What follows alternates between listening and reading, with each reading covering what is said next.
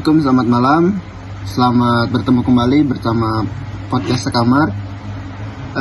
Pada bahasan malam hari ini kita punya satu tamu undangan yang sangat spesial dari Universitas Pamulang, Fakultas Sastra Indonesia. Mari kita sambut Kak Rizka.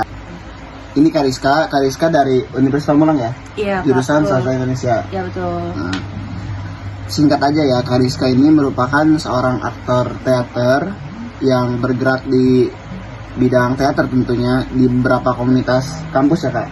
Iya. Ada berapa komunitas Kak kemarin? Satu sih. Satu ya? Iya. Oke.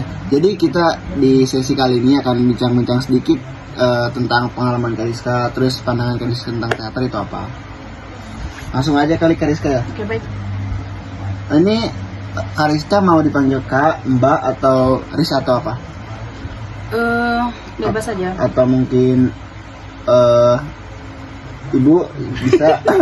Nggak apa-apa. Jangan. Siapa tahu kan Kak Rizka lebih dewasa daripada saya. Udah Kak aja boleh dah. Kak aja. Mm-mm. Oke Mbak. Tadi katanya Bercanda ya. Kak.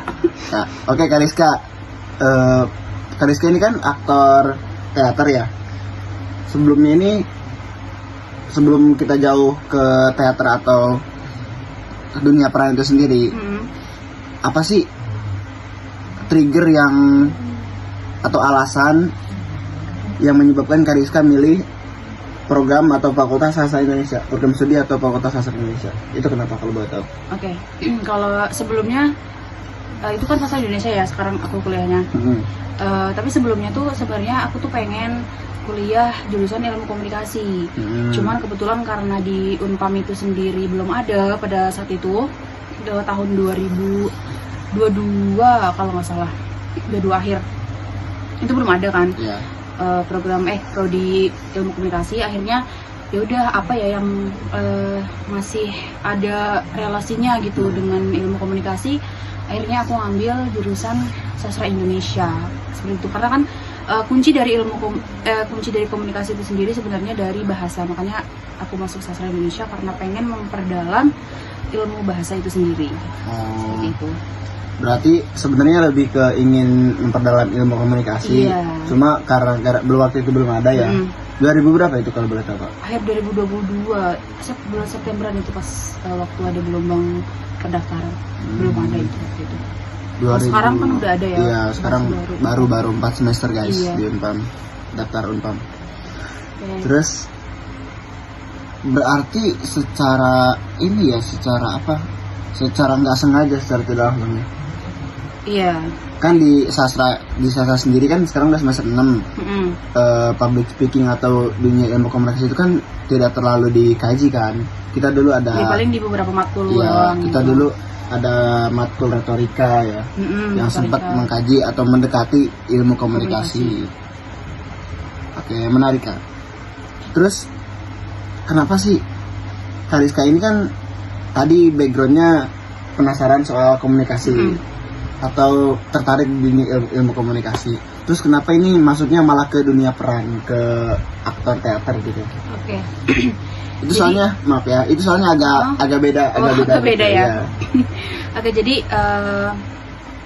alasan aku ikut teater tuh sebenarnya dulu pas SMA itu aku pernah ikut eskul ya. Kalau di SMA tuh penyebutannya eskul teater.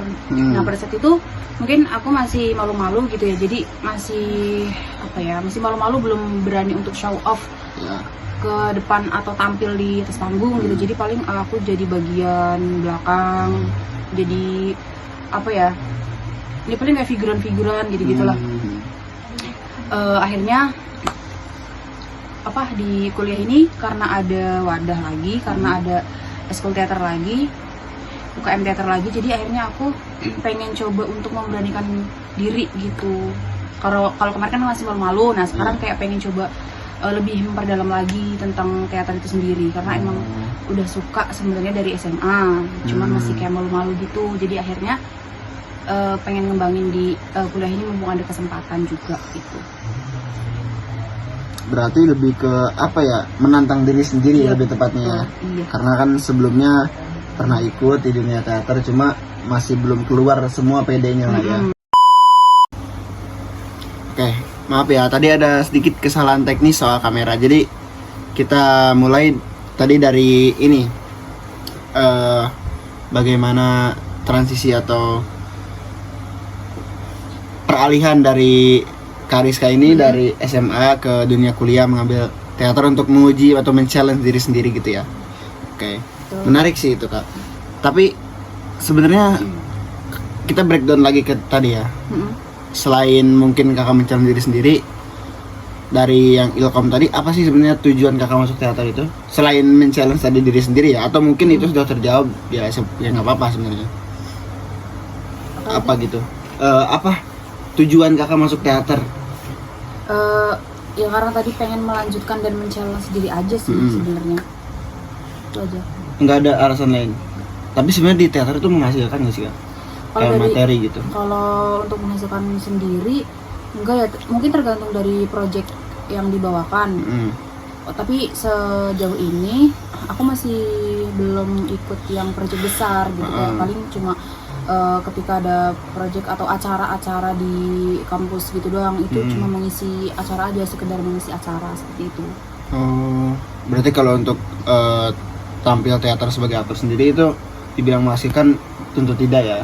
Mungkin di beberapa event. orang, di beberapa event atau di beberapa, tergantung itu tadi projectnya besar atau tidak. Tapi untuk kakak sendiri pernah nggak? Kalau aku belum pernah. Oh belum ya. Oke. Tapi bakal melangkah ke sana nggak? Sejauh ini karena lagi vakum ya. Oh Kayaknya, lagi vakum ya. Kalau saat ini lagi vakum, masih ada urusan yang harus diberesin dulu. Jadi belum terfokus lagi ke teater seperti itu. Sekarang lagi fokus UAS ya, Kak. Kariska ini udah semester 6. Mau semester 7 dan masuk skripsi ya gitulah. Oke, terus tadi gimana kelanjutannya? Tapi bakal ini, Kak, suatu saat bakal masuk lagi ke dunia teater atau bagaimana? Kalau keinginan ada, karena sebenarnya tuh pengen banget bisa salah satu cita-cita aku tuh pengen bisa tampil di ini film layar lebar. Pengen pengen itu aja, tampil di film layar lebar tuh kayaknya kayak satu pencapaian yang entah itu jadi apapun itu di sana, betul. Tapi pengen mencoba gitu. Itu pasti impian setiap aktor lah ya. Iya. Tampil di layar lebar atau tampil di series, tampil di TV kayak gitu ya. Tapi lebih ke layar lebar sih, kalau kayak series gitu kayaknya belum.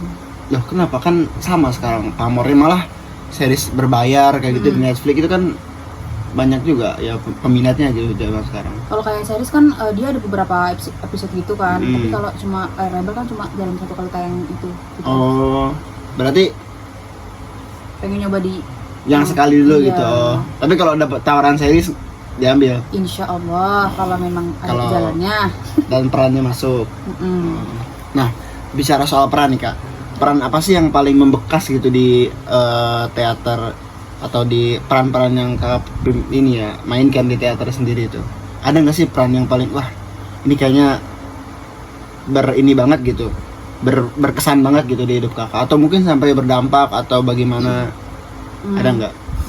Kalau dari peran itu sendiri kan aku belum begitu banyak ya memerankan sesuatu di teater sendiri. Terakhir kemarin sih pas ada event Drawata tuh, nah, itu kan aku jadi salah satu aktor ya, dimana memerankan sebagai seorang istri dukun yang memang dari Jawa gitu. Sebenarnya ternyata kita memerankan sesuatu yang kita sudah terbiasa atau kita sudah bisa atau backgroundnya kita ada di ranah itu, ternyata nggak melulu langsung bisa gitu. Ternyata ada beberapa hal yang harus kita pelajari lagi gitu. Karena kemarin pas lagi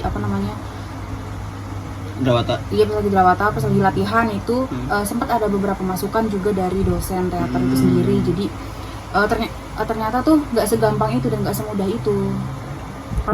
Karena pemikiran awalnya tuh, aku memerankan tokoh orang Jawa nih gitu, bisa nih gitu kan, gampang gitu. Ternyata pas eksekusi tuh nggak semudah itu. Walaupun sama-sama orang Jawanya nih. Iya, karena ini logatnya agak berbeda ya. Kalau aku kan lebih ke Jawa Tengah, kalau itu lebih ke Jawa Timuran gitu. Jadi kan agak sedikit beda. Jadi penyesuaian sih, lebih ke penyesuaian karakter gitu. Oh iya. Kalau boleh tahu Kak, itu peran itu berlatar di tahun berapa dan berpengaruh nggak sih ke adaptasinya?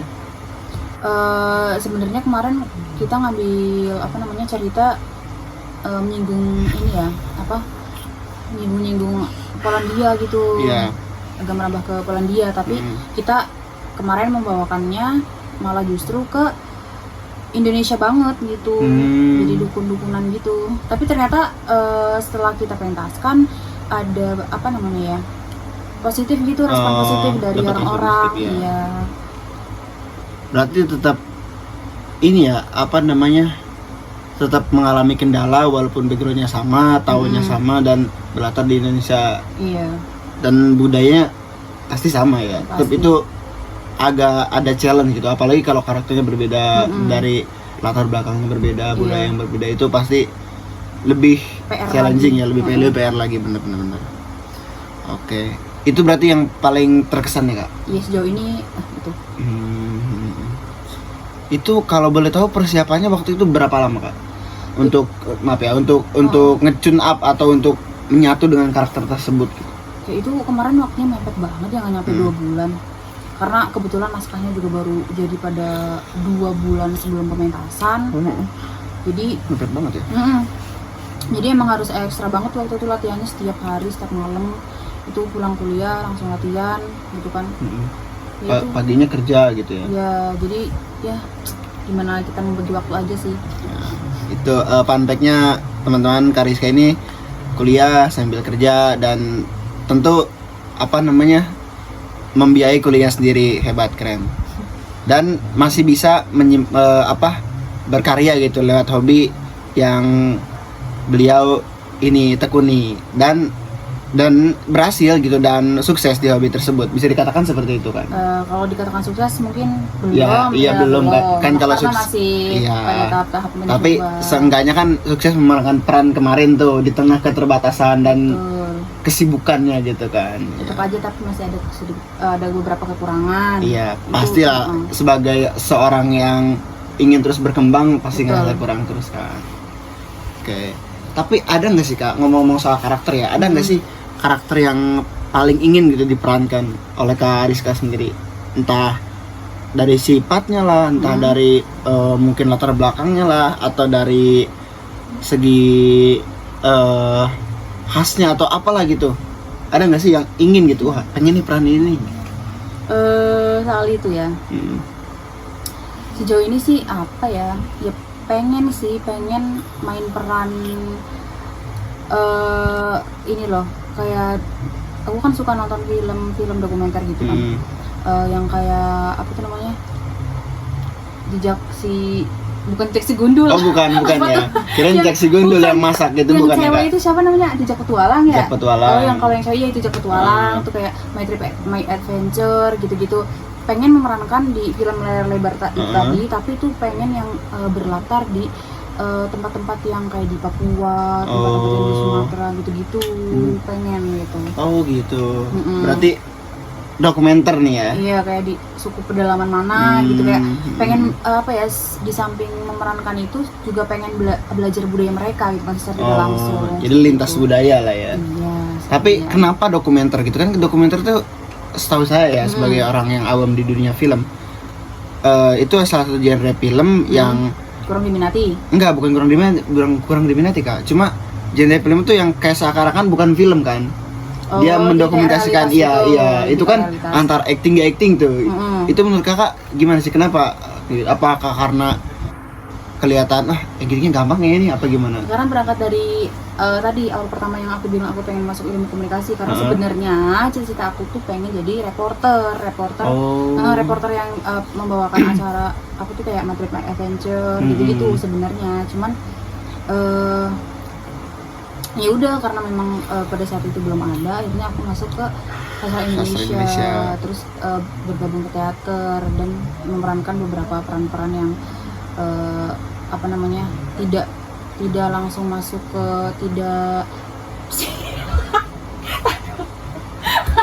gue ngomong apa sih? Copot aja. Bisa sampai mana tadi? Makan perannya. Lalu mah ketawa mulu. Udah mau kelar ya? Udah mau kelar ini. Aduh, itu di stop enggak? Enggak usah. Kamu ngomong apa ya? Pesan mana? Oke, sebenarnya pengen jadi reporter berarti Kak, reporter awalnya, dari film-film dokumenter. iya. Boleh gitu. Pengennya di situ awalnya. Cuman akhirnya karena ya udah menikmati aja yang lagi dijalankan gitu.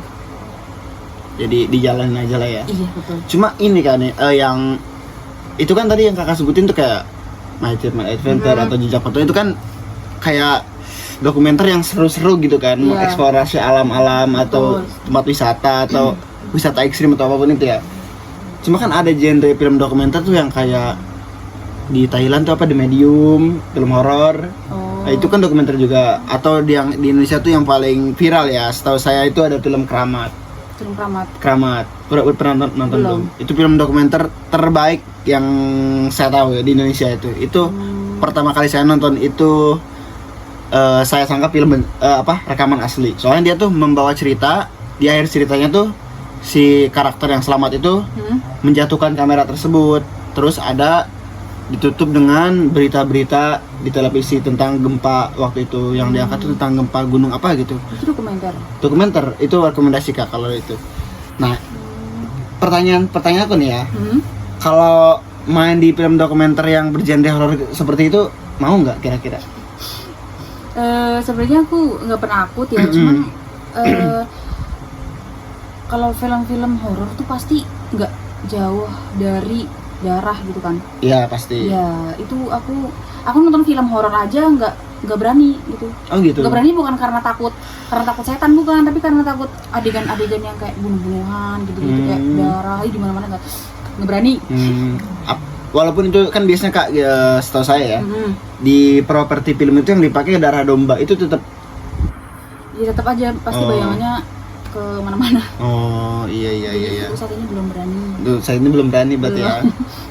Tapi kan teater ya Kak. Teater itu kan setahu aku termasuk suatu tradisi yang turun-temurun dan tentunya pasti ada lotus-lotus atau ritual-ritual yang dilakukan oleh entah sutradara ataupun kru-kru yang lain itu biasanya untuk menghubungkan karakter A dengan karakter si aktornya ini.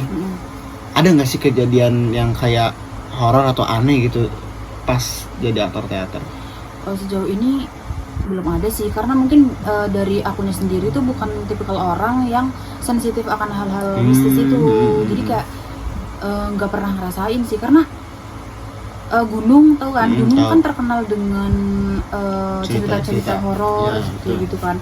Tapi sejauh ini waktu aku naik gunung pun belum pernah gitu, dan jangan sampai jangan sampai mengalami hal-hal atau apa yang namanya ya, itu apa ya, cerita horor gitu ya? Bukan pengalaman kejadian horor tuh. Belum pernah. Tapi kalau punya pengalaman nanti cerita lagi ya Kak di YouTube. Iya, siapa tahu kan dapat pengalaman nanti. Saya doain dapat lah. Jangan dong. Biar ada warnanya kehidupan hidup ya teman-teman. Berarti belum pernah ya. Tapi melihat ritual-ritual yang dilakukan di teater itu pernah nggak? Kalau ritual sejauh ini mungkin pas adegan mungkin ya, itu yang kita bawakan kemarin kan dukun-dukunan. Nah itu ada ritual dukun-dukunan, tapi cuma kayak sekedar ya udah buat pementasan aja. Tapi kalau untuk realnya sendiri kita melakukan itu enggak. Ada. Kayak buat mendamaikan atau paling cuma berdoa aja sih, berdoa. Semoga nggak ada gangguan gitu ya. Kayak gangguan belum pernah. Terus main di film horor dokumenter juga belum berani. Nggak apa-apa. Walaupun Kariska ini wanita hebat, cuma dia takut horor juga. Takut horor juga ya ternyata ya. Horor. Iya, takut horor juga ternyata. Kirain nggak. Lebih takut darah sih teman-teman. Tapi kan ada tuh Kak film horor yang nggak menampilkan adegan darah itu mau? Ya bisa nontonnya, cuman kalau yang ada pembunuhan gitu nggak bisa. Kalau jadi peran. Kalau peran. Tapi nggak ada adegan darah nih misalkan. Ya mau. Jadi itu namanya? Darah itu sih yang paling saya. Yang paling menakutkan itu ya. Betul. Takut lah ya lihat darah ya. Oke. Tapi apa sih selain dari tadi perbedaan suku dan lain-lain atau dari horor tadi ya? Apa sih sebenarnya tantangan yang mungkin selama ini aja deh, selama kakak berkarir di dunia aktor atau teater, di dunia aktor teater, tantangannya untuk di masa sekarang ini sebagai aktor tuh apa gitu? Kalau di masa sekarang, kalau yang aku alami sih tantangannya itu gimana cara kita bisa lebih apa ya, mengesampingkan, kan kalau di teater itu khususnya aktor itu ada aku diri, aku aktor dan aku tokoh. Nah, gimana pada saat kita menjadi seorang tokoh atau memerankan seorang tokoh, kita harus mengesampingkan aku diri itu tadi. Jadi aku diri itu karakter asli gitu kan? Iya betul. Jadi entah itu dari cara jalannya, cara memandangnya atau gesturnya segala macam, itu benar-benar harus kita hilangkan semua, karena kan kita akan memerankan tokoh lain di dalam peran itu gitu kan. Jadi ya kita harus benar-benar masuk ke dalam tokoh yang akan kita bawakan gitu. Dan itu tanpa rotus atau ritual-ritual tadi, benar-benar pure penghayatan kita. Benar-benar penghayatan. Oke, itu paling tantangannya ya. Iya. Tapi untuk zaman sekarang ini kan apa ya, anak-anak zaman sekarang tuh lebih ke kayak tadi film, box office, sinema ataupun series kan sekarang. Itu ada kendala nggak sih Kak dari misalkan peminat teater yang semakin hari semakin turun, ataupun dari kalau masa depan aktor sih kayaknya enggak lah ya, kan nanti kalau misalkan berbakat bisa dilirik kan gitu kan. Bisa. Tapi dari itu deh, dari peminat deh, apakah ngerasa nggak sih, kakak kan berpengalaman juga nih dari kecil lah, kita anggap dari kecil, dari SMA itu terasa nggak pengurangan peminatnya itu? Kalau dari peminatan itu sendiri balik lagi tergantung sama orang-orangnya ya. Cuman kalau selama ini tuh masih naik turun sih kalau menurut saya tentang peminatnya itu. Untuk teater itu ya? Iya. Masih naik turun. Oke. Tapi sebenarnya itu apa ya? Memang bukan di dunia teater sendiri ya. Di bidang budaya, di bidang ilmu kajian yang kita pelajari juga, sastra itu memang terkenal dengan stigma negatifnya gitu. Kayak selalu ada pertanyaan-pertanyaan kayak mau jadi apa sih sastrawan gitu, mau dipelajari apa sih soal budaya, terus semenarik itukah budaya gitulah. Konotasinya lebih ke hal-hal negatif ya, di luaran sana. Iya, apalagi kan disangkut pautkan dengan pekerjaan, mungkin ya kita juga nggak tahu pekerjaan kita nanti kedepannya apa gitu. Kalau teknik sipil kan jelas, pembangunan, ya. Terus kalau akuntansi ya di bagian keuangan, kita kan sastrawan apa gitu. Iya, jadi apa? Sebenarnya itu sih tantangan atau apa ya? Tantangan di masuk sastra tuh. Iya, termasuk ke dunia teater itu sendiri loh. Soalnya anak-anak zaman sekarang tuh ngelihat budaya, kayak seakan-akan nggak tertarik gitu, malah lebih tertarik ke budaya-budaya di luar gitu. Ya, tapi kalau misalkan setelah kalian masuk dan kalian mempelajari, pasti akan sangat menyenangkan. Iya. Jadi jangan takut untuk masuk sastra Indonesia. Betul. Apalagi kalau mau mengembangkan ilmu pengetahuan, khususnya untuk Indonesia ya. Saya sendiri sih pengen jadi peneliti. Amin. Itu kan kakak juga keliling dokumenter itu kan buat meneliti daerah-daerah gitu kan. Betul. Soalnya fun fact nih teman-teman ya, banyak bahasa yang hilang, bahasa daerah khususnya, yang hilang belum tercatat kamus nih. Yang dulu tuh di mana Indonesia memiliki ribuan bahasa daerah, sekarang tuh yang tercatat cuma ratusan. Itu kan miris sekali gitu ya, karena itu tadi kurangnya perhatian dari pemerintah dan penulisan kamus gitu. Jadinya kita sangat disayangkan. Kehilangan bahasa atau kebudayaan asal kita sendiri. Iya betul. Itu kan sangat disayangkan gitu. Bahkan naskah-naskah kita pun, naskah-naskah sastra Indonesia banyak di Belanda kan. Iya. Diambil-ambil gitu. Seakan kita tidak butuh, padahal itu jati diri kita yang sebenarnya gitu kan. Oke, next question ya Kak. Oke. Untuk kedepannya ini sebagai aktor, selain tadi nanti setelah UAS ini Kakak mau masuk lagi, ada ini gak sih Kak? Ada apa ya, step-step gitu? Entah misalkan aku mau latihan teater nih, kalau misalkan ada A, atau aku mau latihan aja jalan aja lah sampai lulus, ada gak sih pandangan untuk kedepannya? Untuk kedepannya. Untuk teater itu sendiri pada saat ini mungkin belum sih ya. Saya kayaknya aku pengen apa saya juga nggak apa-apa. pengen fokus dulu sampai benar-benar lulus gitu ya. Sebenarnya tidak menghambat atau apapun itu, cuman kayak aku pengen fokus dulu sama apa ya, perkuliahan. Ya perkuliahan aku, pendidikan aku, itu aja sih. Jadi biar fokusnya nggak terpecah juga, karena kan sambil kerja juga gitu kan, jadi kayak ya udah. Tapi kalau misalkan ada tantangan nih atau ada tawaran untuk switch dari dunia teater ke dunia perfilman, ke perfilman umum gitu, kayak aktor itu tadi sinema atau layar lebar, itu mau berarti ya? Insyaallah. Mau belajar lagi, itu beda nggak sih Kak? Kalau boleh tahu, dari misalkan dari teater nih, aktor teater ke teater film itu beda nggak sih? Sejauh ini aku belum pernah nyoba film ya, jadi belum tahu gitu apa sejauh mana perbedaannya. Cuma kalau mungkin dari pendalaman karakter mungkin tetap sama ya, kayak yang dipelajari di teater gitu.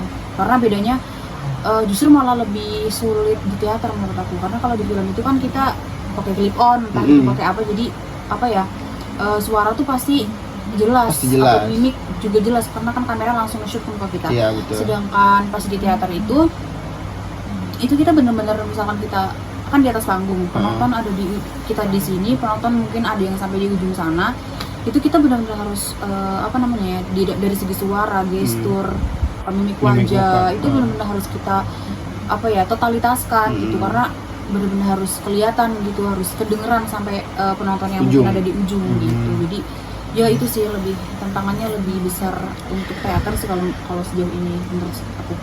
Berarti harusnya gampang ya kalau dari switch dari teater ke film ya. Apalagi kan kalau film ada take adegan itu beberapa kali kan. Ada beberapa cut. Kalau di teater kan harus benar-benar langsung roll dari awal sampai akhir gitu. Intinya kalau ada kesalahan langsung ketahuan lah gitu ya. Iya, dan kita harus benar-benar bisa improve pada saat itu. Nggak boleh sampai kesalahan ini malah ketahuan sama audiens gitu ya. Wah itu kita harus benar-benar bisa berat improve banget sih guys. Gitu. Jadi karakter atau permainan atau jalinan sesama tokoh saat kita ada di atas panggung itu benar harus klop. Dan tentunya ketika kita improvisasi jangan menghilangkan narasi asli gitu. Oh iya, harus tetap di koridor itu. Kayak misalkan di lagi adegan ini harus tetap di adegan ini, cuma di kita di-improve gitu karena ada mungkin lupa atau apa. Oke, pertanyaan terakhir nih Kak. Oke. Kan yang pernah saya dengar tuh di panggung teater tuh selalu ada magic atau aura sendiri gitu. Jadi kayak misalkan kita pas latihan tuh biasa, cuman nanti di pas adegan tuh bisa meledak. Itu Kakak mengalami nggak sih hal-hal kayak gitu? Kemarin sih pas pementasan terakhir itu di Drawata, itu nggak cuma aku aja sih yang ngerasain ya, itu teman-teman semua, karena kita dari sebelum kita tampil kita semua kan ngelingkar tuh, terus kita kayak berdoa gitu, kita berdoa terus yakin gitu, kita saling meyakinkan aja satu sama lain gitu, yakin bahwa ya udah kita pentas udah totalitas buang semua pikiran-pikiran yang lain yang di luar gitu, kita tetap fokus buat penampilan hari ini, totalitas untuk hari ini, dan percaya akan magic panggung. Itu kita sebelum kita pementasan udah mengucapkan itu dulu. Gitu. Jadi memang secara tidak langsung ketika pementasan itu berjalan ya terjadi aja gitu. Magic panggung itu ya? Berarti emang dibilang nyata berarti ya magic panggung itu ya? Iya. Oke. Berarti nggak ada nih teater yang mau Kakak promoin selanjutnya? Nggak ada berarti ya? Sekarang karena lagi vakum fokus UAS berarti ya? Iya. Oke. Mungkin seperti itu aja teman-teman ya.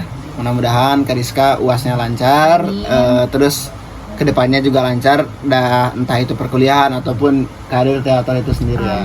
Mudah-mudahan mimpi sebagai aktornya juga tercapai. Oke? Terima kasih, amin. Sampai jumpa di waktu dan kesempatan yang lainnya. Dadah.